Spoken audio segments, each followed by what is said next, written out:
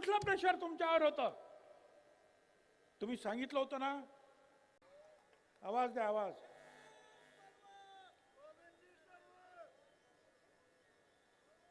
अरे आवाज आहे का नाही त्याला? मला ओबीसी जय शिवराय भावन.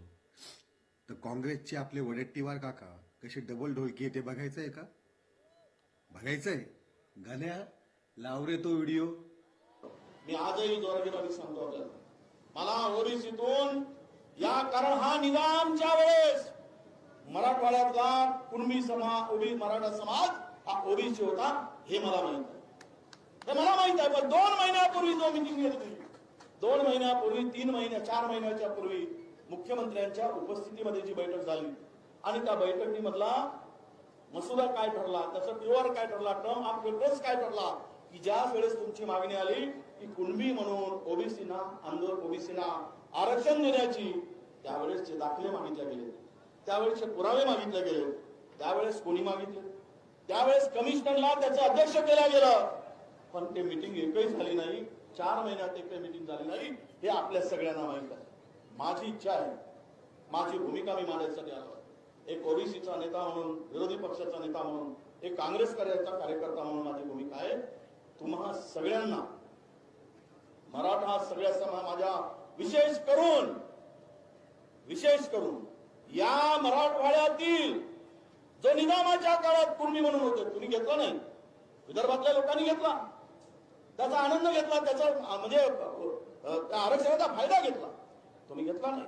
पण आजही आमची भूमिका आहे की महाराष्ट्रातील ओबीसी समाजांना, आपल्या मराठा समाजांना ओबीसीतून आरक्षण द्या, ही माझी भूमिका आहे.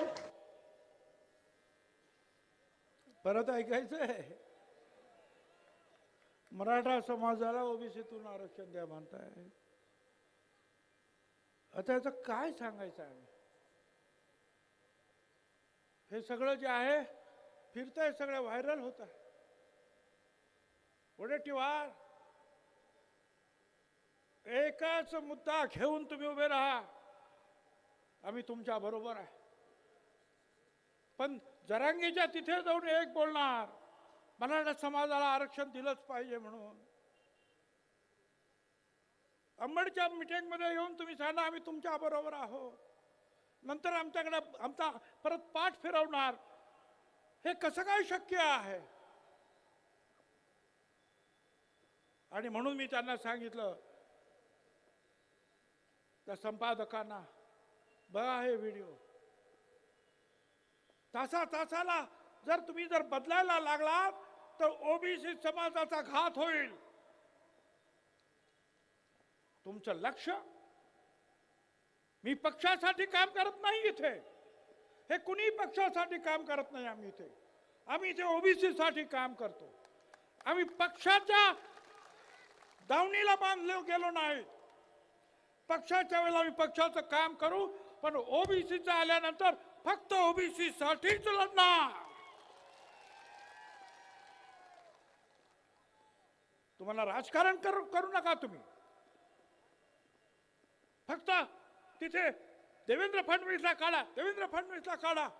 अरे तुम्हीच तर म्हणाला होतात ना मराठा समाजाला आरक्षण द्या, आणि परत म्हणतात देवेंद्र फडणवीसला काढा. तुमचं राजकारण आहे. ज्यांनी हे दिलं, हे सगळं केलं, त्या विखेंचं नाव घ्या ना, ते नाही त्याच्यातून